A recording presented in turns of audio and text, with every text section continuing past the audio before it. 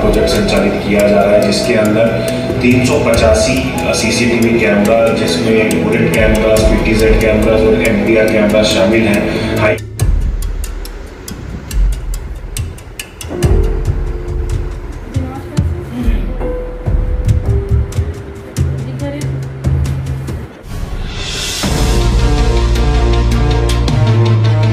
छत्तीसगढ़ में अब स्मार्ट सुरक्षा का नया अध्याय शुरू हो चुका है।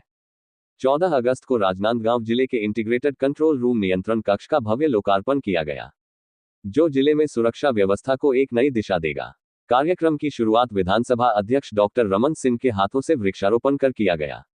राजनांदगांव के महत्वपूर्ण चौक चौराहों एवं संवेदनशील स्थलों पर हाईटेक CCTV कैमरे लगाए गए हैं, जो नियंत्रण कक्ष से सातों दिन 24 घंटे रियल टाइम निगरानी में सक्षम है।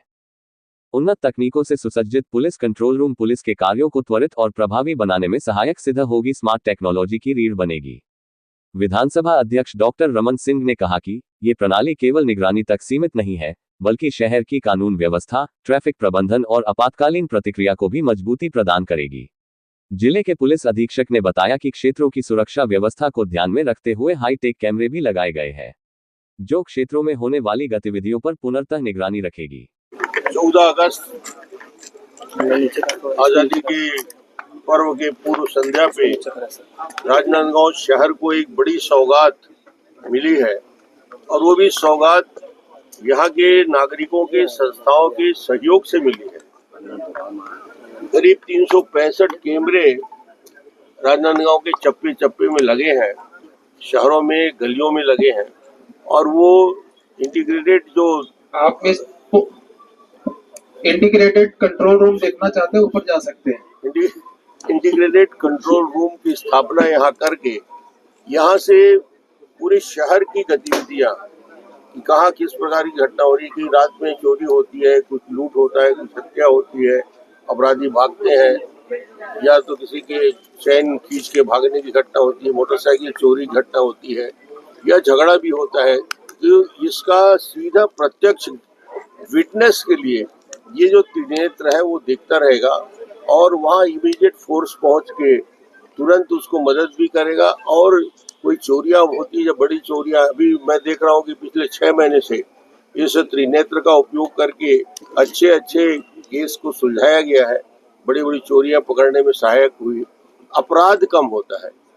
जो बेखौफ शहर में घूम के बदमाशी करते हैं, उनको जब ये महसूस होगा कि 365 कैमरे लगे हुए हैं और वो उनको देख रहे हैं, तो अपराधियों के मन में भी भय रहता है। और इसमें अभी पूरा शहर कवर नहीं हुआ है, 365 को और बढ़ा के इसकी क्षमता 1000 तक है, आखिरी गली के आखिरी कोने तक होगा। नागरिकों के 1.5 करोड़ के सहयोग से ये अभी तक का ये प्रोजेक्ट हुआ है।